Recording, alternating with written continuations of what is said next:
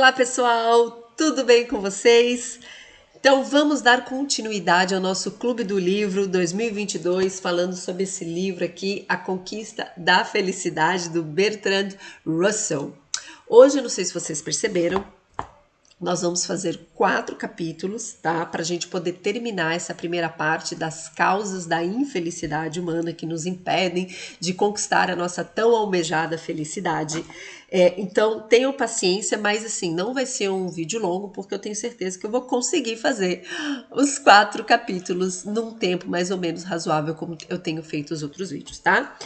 Então, sem mais delongas, lembrando, curte esse vídeo, compartilha, momento blogueirinha aqui, se você está gostando desse Clube do Livro, vamos ajudar, me ajude a crescer e vamos compartilhar o conhecimento para que a gente possa crescer juntos. Muito bem, peço paciência que hoje a minha garganta está atacada, tá? Então, eu vou dar uns aqui durante a nossa explicação. Então, hoje nós vamos falar, no primeiro capítulo, nós vamos falar sobre inveja. Inveja. Deixa eu só, pessoal, porque eu me preparei aqui toda bonitinha para vocês. E eu tenho uma pasta aqui da onde eu tenho a minha colinha, da onde eu pego aqui os meus escritos para vocês e simplesmente sumiu da minha tela. Vamos ver se ele aparece de novo aqui. Apareceu, né? Vamos lá, assim, com os sem cortes, gravações sem corte. Apareceu aqui de novo. Então, Bertrand Russell, ele fala que a inveja é uma das paixões mais arraigadas no ser humano, uma das que mais ficam grudadas na gente.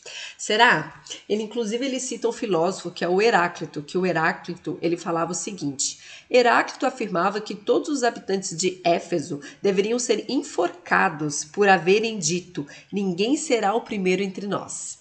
Uma crítica bem light do nosso querido Heráclito, falando de Éfeso. Então, como curiosidade aqui, antes de eu falar da inveja e dessa questão da grama do vizinho é mais verde, que é essa figura que eu trouxe, essa imagem aqui, né?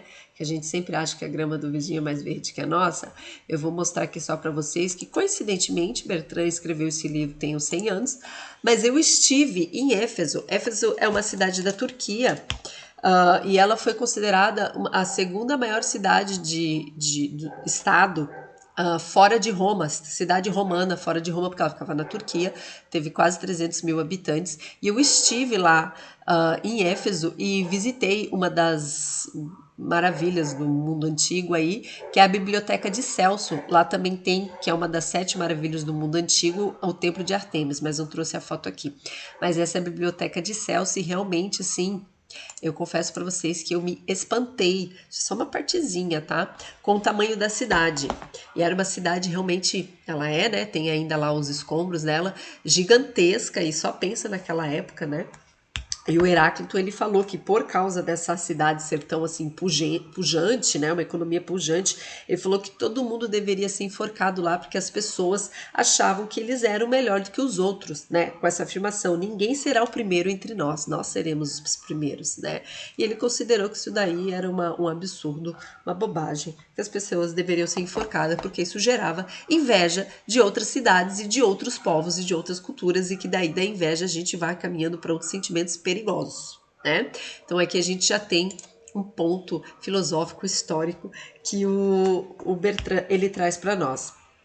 E mais adiante ele vai falar para a gente, tendo esse panorama, né? A gente já consegue ter uma ideia do que o Bertrand fala, o que causa inveja e o que é inveja. Com essa citação, ele vai falar para nós que a inveja ela age diferente nos papéis na sociedade entre mulheres e homens. De que forma? Ele fala que entre as mulheres a inveja ela se manifesta na roupa, na beleza, na maquiagem, na forma de se portar, na educação, que as mulheres despertavam inveja umas nas outras dessa forma. E que nos homens era muito mais referente quando os homens competiam na profissão entre si, né? Quando os homens adquiriam certo status pelo trabalho. Antes da gente se revoltar e falar que o Bertrand é um machista, é importante a gente lembrar que esse livro foi escrito em 1930 e até 1934 nós não podíamos votar aqui no Brasil, por exemplo, né? E a nossa Constituição o nosso Código Civil, desculpa, ele dizia em 1916, por exemplo, que a mulher só poderia trabalhar fora caso o marido concedesse autorização. Então, se a gente for pensar pelos direitos e deveres que a gente tinha na época que esse livro foi escrito, realmente o nosso ambiente era muito restrito ao ambiente familiar, ao ambiente do lar. Então, faz até certo sentido o Bertrand pensar que o nosso modo de conceber a inveja era muito mais ligada a uma questão de beleza, uma questão de intriga de coisas do lar, de vestimenta, do que propriamente do trabalho, porque a gente não trabalhava, né? Poucas mulheres trabalhavam e as mulheres que trabalhavam era somente com a autorização do marido, né? Então tá aí uma coisa para a gente pensar também quando a gente lê alguns livros, que é uma coisa que a gente tem que entender, né? Então, ele coloca aqui para nós o seguinte: ele fala para nós, vai explicar o porquê que a inveja é considerada uma das condições, uma das causas, perdão, da nossa infelicidade. Ele coloca aqui: entre todas as características da condição humana normal, a inveja é a mais lamentável. O invejoso não só deseja causar dano, mas também não hesita em causá-lo, desde que anteveja a possibilidade de sair impune. Mas a inveja torna-o infeliz. Em vez de sentir prazer com o que tem, sofre pelo que os outros têm. Se puder privá-lo todos os demais de suas vantagens, o que para ele é tão satisfatório quanto conseguir essas mesmas vantagens para si. Se dá livre curso essa paixão, torna-se deletério para tudo que seja excelente, inclusive para as aplicações mais proveitosas das aptidões excepcionais, né? Então, o que ele está falando aqui? Que, inclusive, o invejoso, ele não quer só causar dano naquela pessoa que é o alvo de inveja, mas também que ele sofre muito pelo fato dele não ter certas coisas que os outros têm. O tal da grama do vizinho é mais verde que a minha, porque, né, é aquela coisa, a pessoa não valoriza as pequenas conquistas que tem e fica lá almejando as coisas das pessoas alheias, das outras pessoas. Vocês já foram alvo de inveja, pessoal? Já sentiram inveja, talvez? Que inveja é um bichinho complicado pelo que a gente tá vendo, né? Segundo Bertrand, ele fala que a inveja também está associado muito à competição. E como a gente já viu nos capítulos anteriores, não vivemos num mundo nada competitivo, né? Então é um mundo também que é muito frutífero para esse sentimento, né? Então ele fala que muitas vezes, ao invés das pessoas, quando alguém conquista algo, ao invés das pessoas despertarem a admiração, às vezes desperta inveja, né? E a inveja, dependendo da situação, pode descambar em outras situações e outros sentimentos, né? Mas o Bertrand, sendo Bertrand, ele nos dá uma receita para a gente combater esse sentimento, tá? Ele fala o seguinte, que a inveja não encontra resposta para muitas perguntas, mas felizmente existe na condição humana uma paixão que compensa isso, que é a admiração. Quem quiser aumentar a felicidade humana deve buscar aumentar a admiração e reduzir a inveja. Então, aquela tal coisa que a gente já falou bastante de modelo mental, é mudar a sua modelagem mental, saber que se a pessoa conquistou aquilo, bom para ela, parabéns para ela, vou ver o que ela fez e vou trabalhar para conquistar o meu também, né? Então, ele coloca essa questão aqui, né? E um dos fatores que ele fala que atrai a inveja é o fato de compararmos tudo em nossa vida, que é a questão da competição que eu citei antes. Então ele fala o seguinte: o simples fato de termos consciência das causas dos sentimentos de inveja já representa um passo gigantesco para a nossa cura. Saber o porquê que eu estou sentindo inveja, se eu estou passando por um momento difícil, né? Se eu estou num ambiente altamente competitivo, né? Que instiga isso em mim. Então ele fala: o hábito de pensarmos fazendo comparações é fatal. Quando nos acontece algo agradável, é preciso desfrutá-lo plenamente, sem perder tempo, pensando que isso não é tão agradável como alguma outra coisa que esteja ocorrendo contra a pessoa.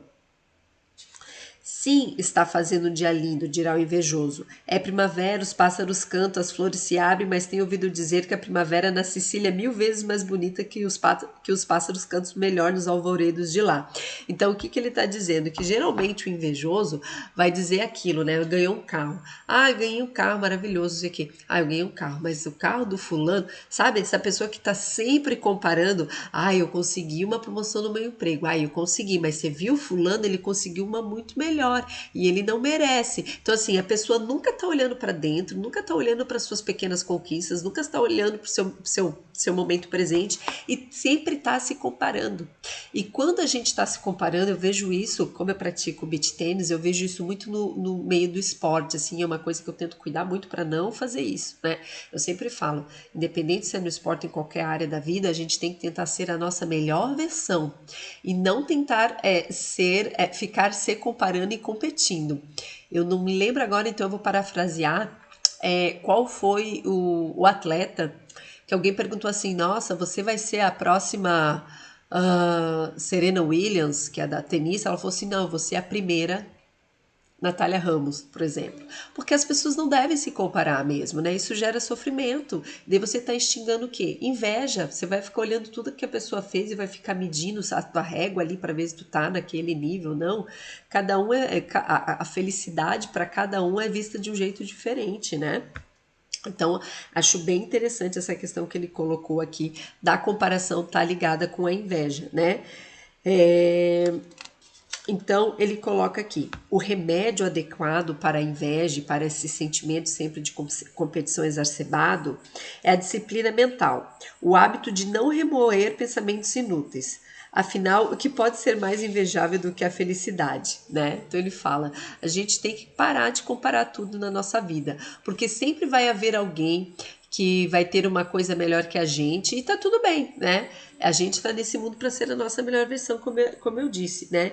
Então ele fala assim: se aquilo que o leitor deseja é a glória, tem tudo para invejar Napoleão, mas saiba que Napoleão invejava César e César invejava Alexandre o Grande, o qual com toda certeza invejava Hércules.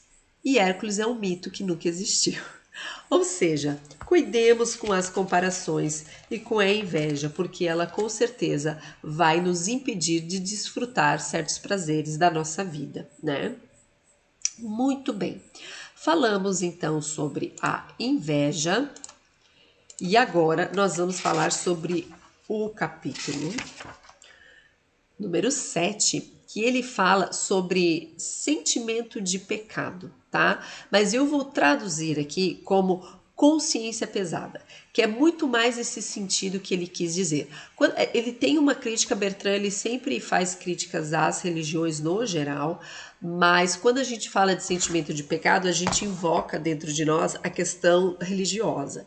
E aqui no texto é muito mais perceptível o que ele quer dizer sobre a consciência pesada de algumas situações, né? Então ele vai falar sobre o pecado original de algumas religiões, que algumas religiões colocam, mas ele vai falar muito mais sobre atitudes éticas e morais que faltam nas pessoas e que dependendo da situação, se as pessoas não agem com ética e moral, pode gerar uma consciência pesada.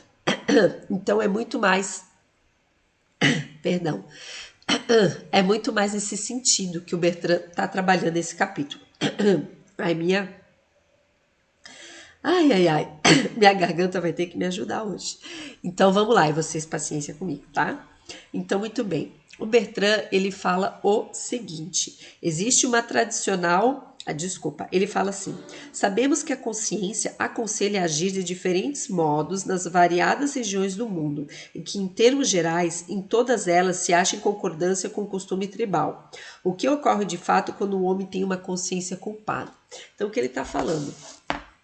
Porque a gente sabe que, dependendo da cultura que você nasce, você vai ter uma ética, você vai ter uma moral. Dependendo da cultura que você nasce em outro lugar do mundo, você vai ter outra consciência ética, outra consciência moral. Por exemplo, a gente tem lugares do mundo, eu falei antes sobre o voto feminino e sobre o trabalho feminino, a gente tem lugares do mundo que até hoje as mulheres não podem trabalhar, né? A gente tem lugares hoje do mundo que ainda não existe o divórcio. Nós temos lugares no mundo que é aceitável crianças pequenas trabalharem, 6, 7, 8 anos, 10, né? E naquela cultura, eticamente, moralmente é aceito, né? Do que se você for para outra cultura, não é eticamente, moralmente aceito, né? Então, ele está colocando para nós aqui que tem alguns tipos de consciência pesada, né, de sentimento de pecado que ele vai falar aqui para nós. Então ele fala o seguinte, ele fala que A consciência abrange vários sentimentos diferentes, sendo o mais simples de todos o medo de ser descoberto, que é aquele que dá uma vergonha, né? E ele dá um exemplo de consciência pesada, que é o seguinte, que é o tal do Robin Hood do banco. Ele fala, né? Aquele cara que vai lá, rouba o dinheiro do banco, trabalha no banco, rouba o dinheiro no banco, e até então tá tudo bem, porque ele justifica falando assim: o banco tem tanto dinheiro, o banco ganhou um monte de dinheiro, um pouquinho eu pegar para mim não vai ter problema. Quantos casos a gente escuta aí de funcionários, gerentes que, né, passa a mão no banco e tudo mais. E daí, quando a pessoa é pega, bate aquele sintoma de vergonha, né? Que a pessoa fala assim, talvez eu não deveria ter feito, né? Daí bate aquela consciência pesada quando é descoberto, né? E ele fala que tem um outro tipo de consciência pesada, que é pelo homem quando ele ter medo de ser excluído do rebanho. E eu acho que isso fala muito mais com o nosso dia a dia, né?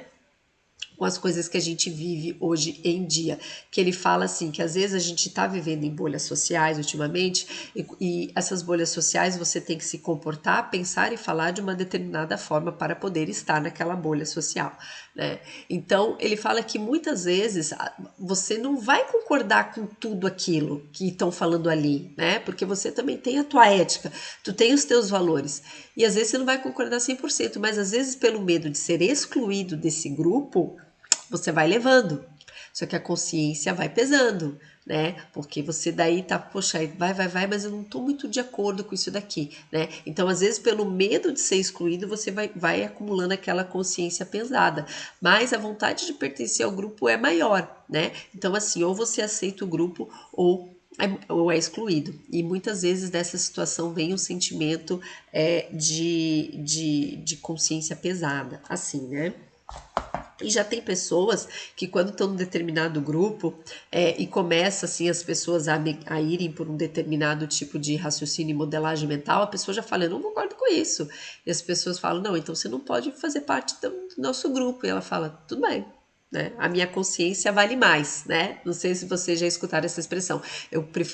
Quero ter a minha consciência em paz, quero estar em paz com a minha consciência, né? Tem essa expressão que a gente já ouve muito, né? Eu ouço muito falar, eu quero estar em paz com a minha consciência. Quando a pessoa se posiciona e arca com as consequências de ser excluído ou não daquele grupo, né?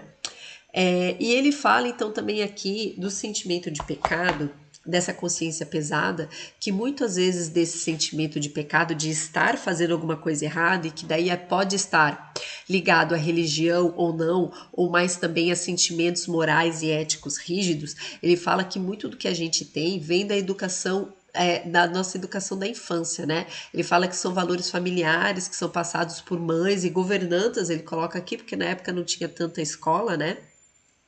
Em 1930 quase não tinha escola de educação infantil, pelo menos na Inglaterra, onde ele nasceu, e nem no Brasil, né? E a classe média, em grande parte, era feita por meninos abastados que iam para os internatos para estudar, né? As meninas, com rara sorte, poderiam estudar, né?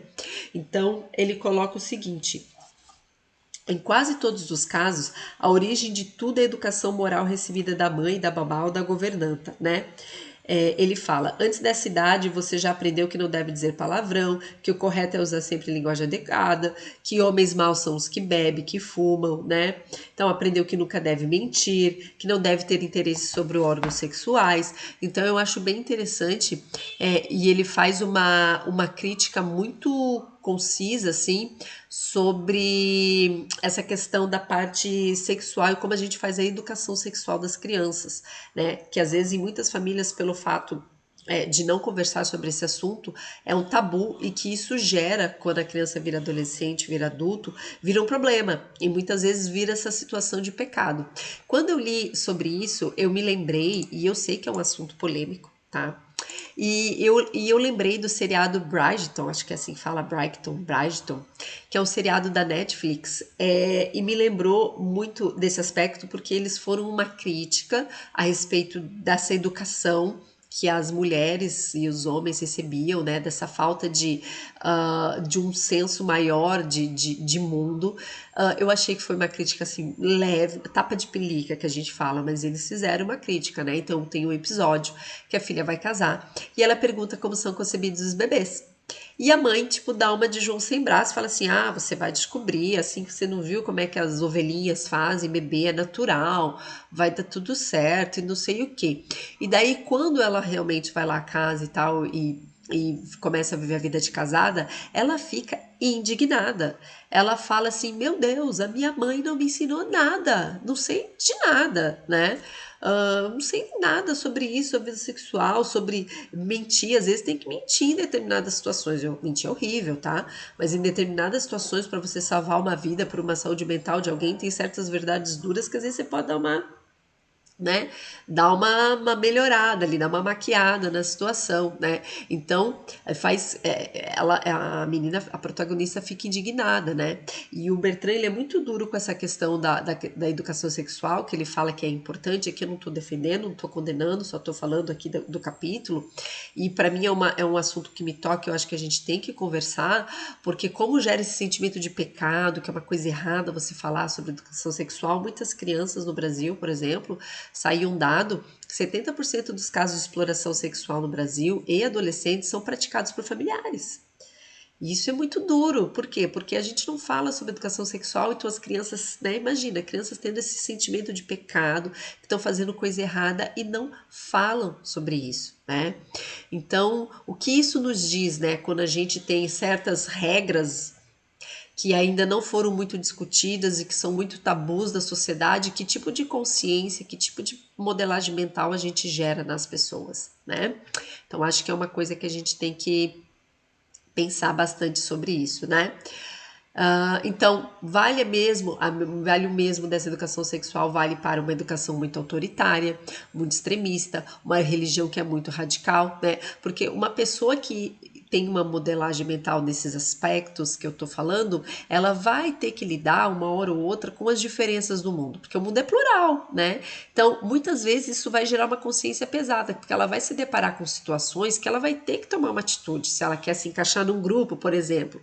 E às vezes ela vai contra certos valores que foram concebidos para ela quando ela era criança, e ela não sabe lidar com isso, né? Então vai ter que fazer, é difícil, né? É uma situação meio difícil. Então é uma reflexão aqui para a gente pensar, né?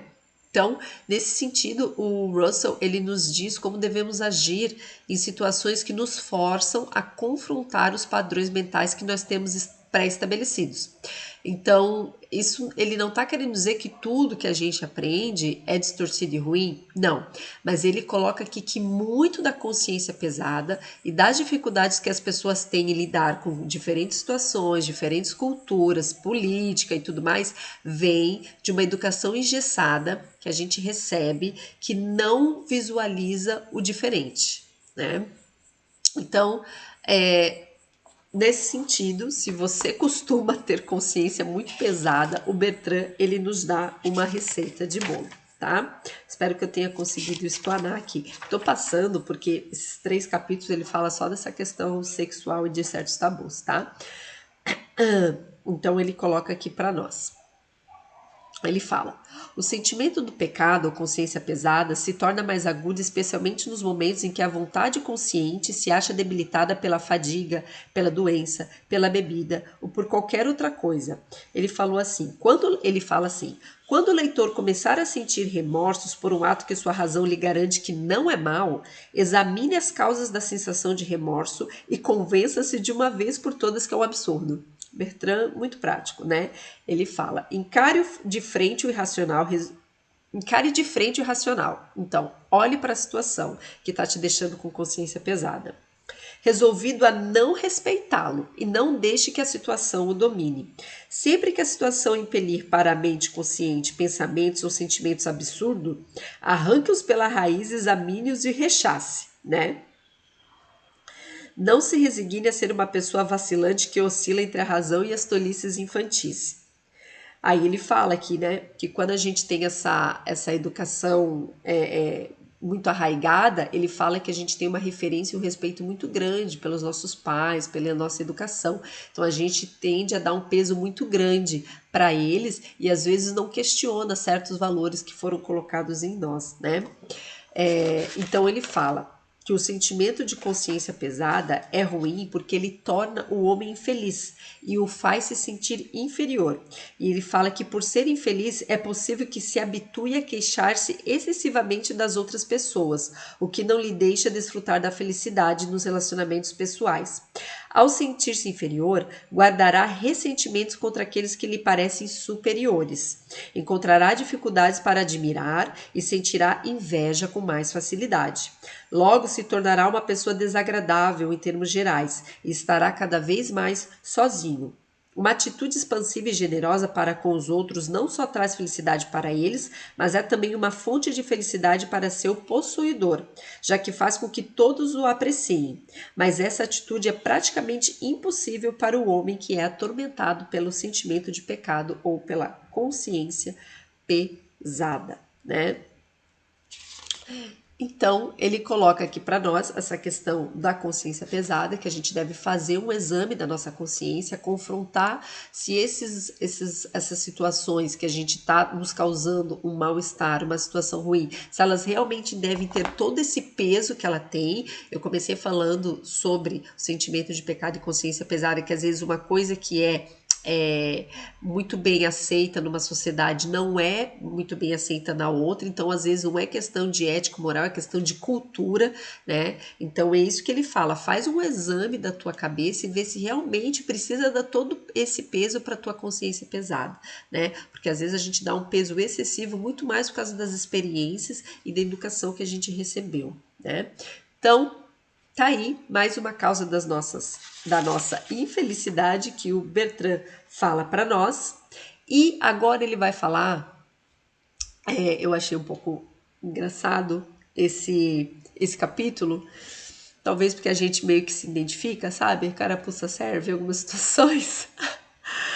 Vamos ser honestos aqui, né? Então, esse capítulo ele fala sobre mania de perseguição, tá? E eu achei engraçado que ele coloca assim, que ele tá falando daquela pessoa, da mania de perseguição, ele tá falando daquela pessoa que justifica que todos os problemas da sua vida acontecem porque ela é vítima das situações, porque o universo não ajuda, porque tudo conspira para dar errado. Vocês conhecem alguém assim? Ou vocês já falaram e já culparam o ambiente exterior por alguma situação chata que aconteceu na vida de vocês e que vocês sempre fizeram tudo certo, que você é uma pessoa boa e que por isso que a vida tinha que te ajudar? É.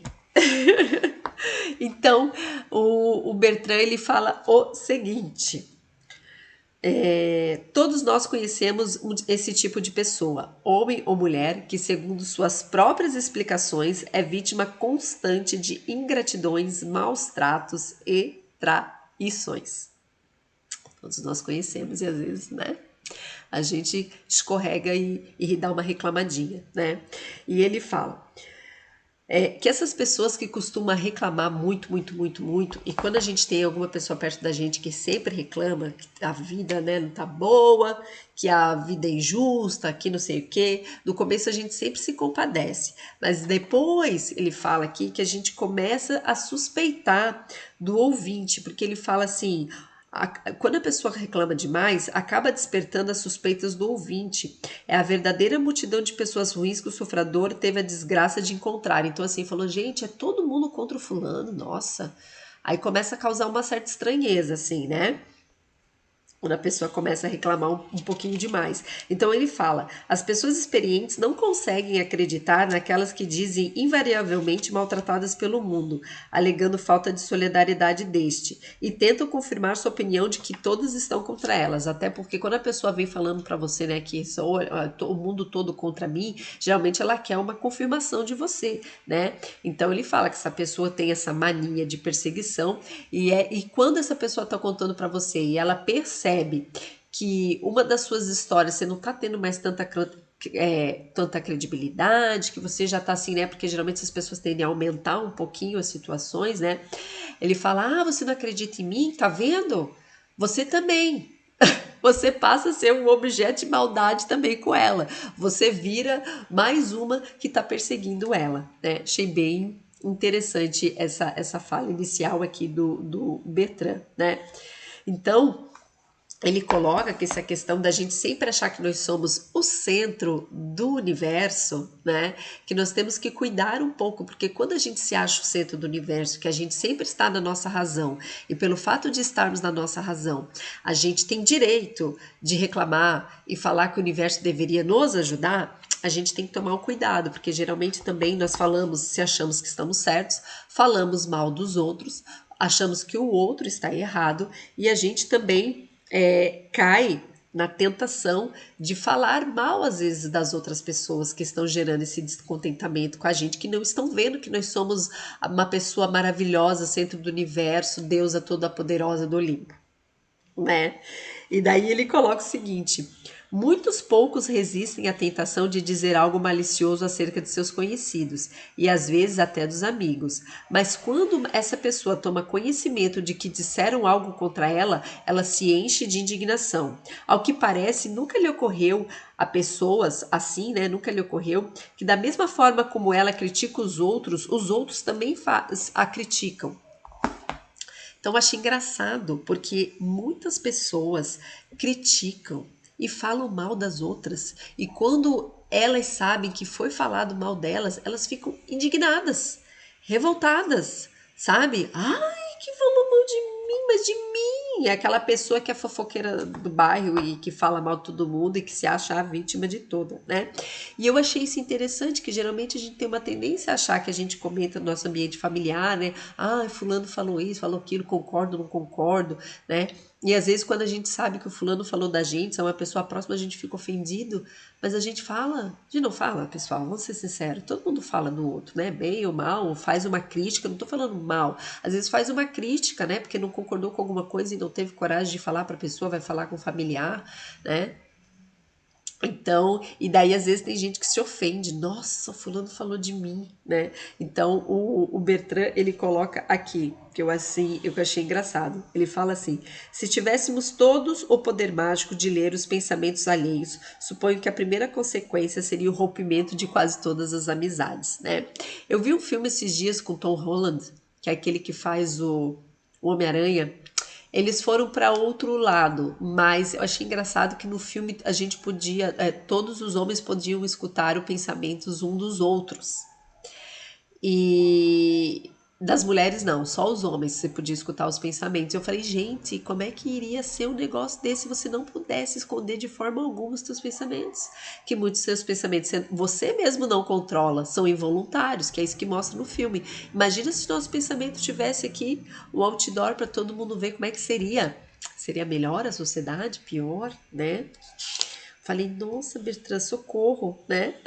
E daí ele coloca aqui para nós: queremos que pensem que nós somos diferentes do resto da humanidade, que nós não temos defeitos, né? Ou seja, é muito isso, que a gente quando tá criticando, a gente tá se vitimizando, a gente se coloca num pedestal e como se a gente não tivesse defeitos, sendo que todo mundo tem defeito. Ninguém é perfeito. Então, se você está comentando um defeito do coleguinha, o coleguinha também deve estar comentando do seu defeito. E daí, se a gente começa a falar, ah, mas a pessoa está falando mal de mim, começa com essa mania de perseguição, né? É porque daí tá se achando um pouco mais que deveria. Aquele tal, calma que tu não é a última bolacha do pacote, né? Então, o Bertrand, ele coloca aqui para nós. Ele fala assim, ele coloca 4 máximas que podem servir de poderosos preventivos contra essa mania de perseguição. Traduzindo, quando essa mania de achar que você é o centro do universo, né? Porque isso também causa muita felicidade, porque se você acha que você é vítima, que tudo de ruim acontece contigo, que as pessoas falam mal de você, que não sei o que o universo conspira com você, gente, essa pessoa vai ser feliz ou infeliz? Olha o peso que essa pessoa está colocando em cima dela, né? Então ele fala aqui, primeira máxima: lembre que seus motivos. Cadê aqui para poder me achar? Ele fala assim: lembre que seus motivos não são sempre tão altruístas. quanto lhe parece, né? Que às vezes também tem aquela pessoa assim, que vai lá, vai ajudar, tá fazendo uma caridade, e daí fica ofendida se as pessoas não agradecem, né? Ai, eu fiz por você, aí quer um agradecimento em retorno. Então, assim, muitas vezes você não tá sendo tão altruísta, você quer ser aplaudido pelo que você tá fazendo, né? Quer ser o centro do universo, né? Então ele fala. Lembre que às vezes você não é tão altruísta quanto parece, então você também não pode esperar isso do outro também. Não superestime seus próprios méritos. Não ache que você é a última bolacha do pacote, né? Terceiro, não espere que os outros se interessem por você tanto quanto você interessa por si mesmo. Então, as pessoas que têm uma grande autoestima elevada e acham que as outras pessoas também se interessam tanto quanto os outros, tanto quanto você se interessa por você mesma, cuidado. Às vezes é que você tem essa necessidade de aceitação, mas não que as pessoas estão ali toda hora batendo palma para você, né? E ele fala, por isso que daí entra na quarta máxima. Não creia que as pessoas pensam tanto em você a ponto de terem um interesse especial para persegui-lo, né? Ou seja, não pense que as pessoas têm um interesse assim tanto em você que vão pensar em você 24 horas por dia e que vão fazer coisas ruins para que você se dê mal e coisa arada, né? Porque daí já entra num quadro psicótico de doença, porque realmente tem pessoas que perseguem famosos, perseguem outras pessoas por N motivos, né? A gente já entra num quadro de doença, né? Mas no dia a dia, se você está sendo vítima de muitas injustiças, avalie se não é o seu modelo mental, a forma como você lida com as situações e com as pessoas, se achando que você é a deusa do Olimpo e que as pessoas não deveriam te tratar de uma determinada forma que você acha que, né? Você acha que deveria ser tratado de outra forma. Será? Né? Então achei bem legal esse capítulo. E ele fala aqui no final, ele fala o seguinte: o louco que sofre de mania de perseguição imagina que todas as pessoas que na verdade têm suas próprias ocupações e interesses passam a manhã, a tarde e a noite empenhados em maquinar maldades contra o pobre lunático.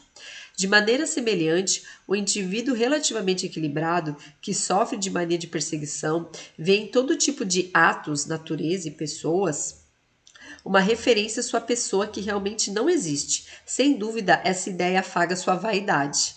Se fosse um homem realmente grande, até isso poderia ser verdade, né? Um grande político, um grande artista, como não é o caso. Lembra que desde que nós começamos esse vídeo, o Bertrand fala que nós estamos falando de pessoas comuns.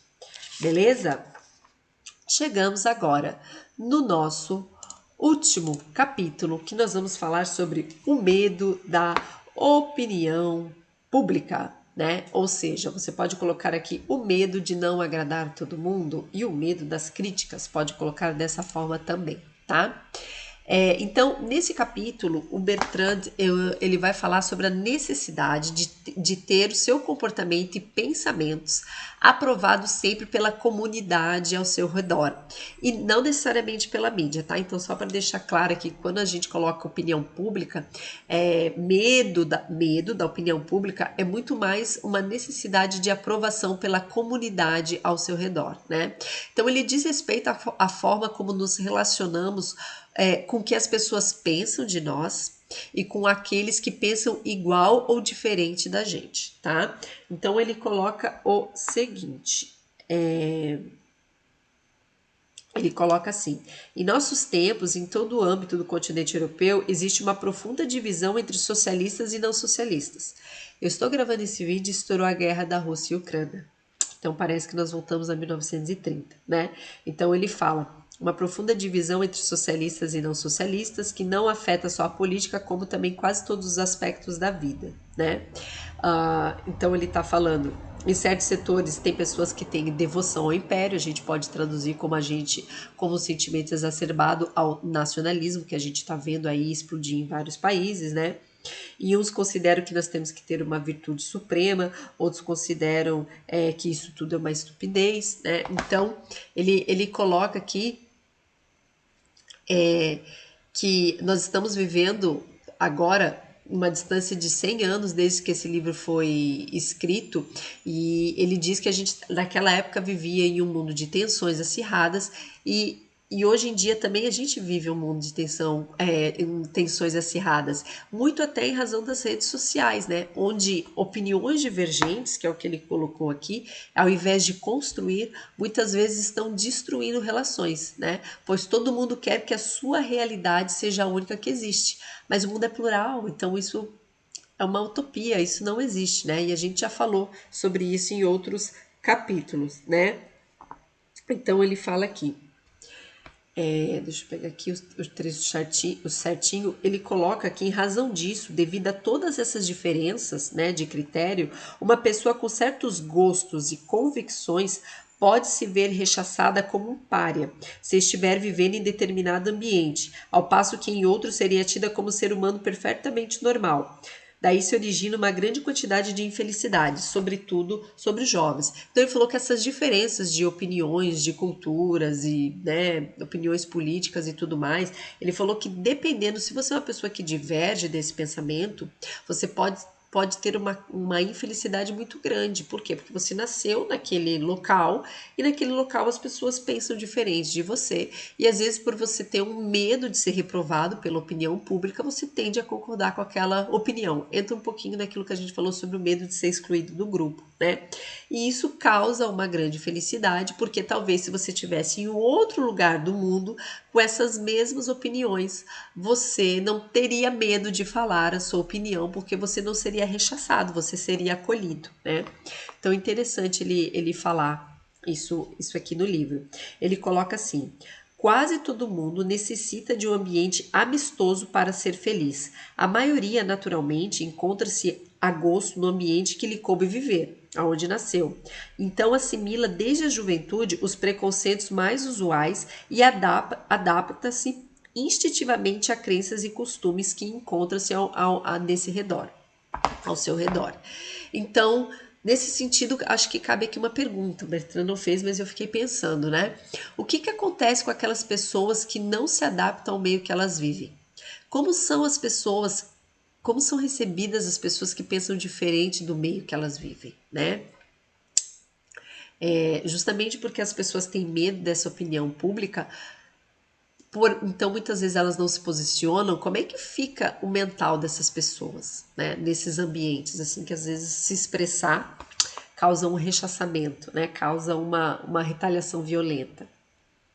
Então, ele coloca aqui no livro uma atenção especial aos adolescentes. E eu achei interessante porque é na fase adolescente que os adolescentes, eles questionam, é nessa fase que os adolescentes eles questionam as crenças familiares, né? Já porque eles têm um pouco mais de consciência do mundo, eles têm um pouco mais de maturidade, né? Então, quando se vive em uma família muito rigorosa, com regras e crenças, tende a haver enorme sofrimento quando o jovem está passando por esse questionamento, né? Porque ele está formando as suas próprias convicções, né? Porque ele está se tornando adulto. Então ele está questionando certos ensinamentos quando ele está sendo confrontado por certas situações que ele precisa responder, que ele precisa se posicionar. Então, às vezes, nesse processo, gera muito sofrimento para um adolescente, porque os adolescentes eles querem sempre se encaixar, né?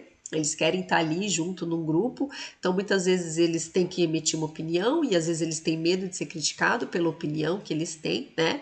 Criar filho não é fácil, né, gente? E às vezes a gente também dificulta isso, nós os pais, né? Porque a gente quer que o filho siga uma linha que a gente segue, né?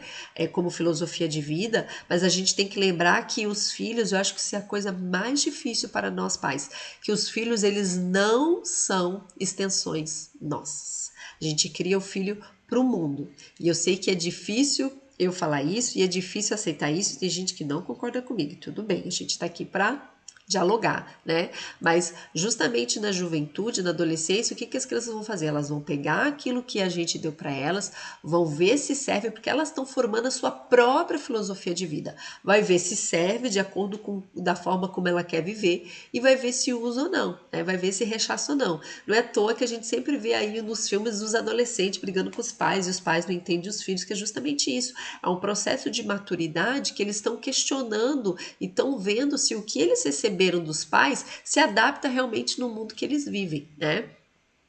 Então, é uma fase de muito sofrimento para os adolescentes quando os pais não têm essa clareza e ficam brigando muito sem entender que às vezes o filho não vai jogar tudo fora, mas ele está fazendo a prova, sabe? Recebi a teoria, vou colocar em prática para ver se é realmente isso, né? Então, por isso que eu volto na pergunta: o que que acontece com aquele que não se adapta ao meio que vive e como são recebidos aqueles que pensam diferente, né? Então, o Bertrand, ele coloca o seguinte, que as pessoas que não se acham em harmonia com as convenções de seu ambiente tendem a ser irritáveis, difíceis de contentar e costumam não ter um bom humor expansivo. Essas mesmas pessoas levadas para outro ambiente, onde seus pontos de vista não são considerados coisa rara, mudariam da água para o vinho em termos de caráter, deixariam de ser sérias, tímidas e reservadas e passariam a ser alegres e seguras de si. Deixariam de ser ásperas, tornando-se calmas e de trato agradável. Deixariam de viver centradas em si para se transformarem em sociáveis e extrovertida.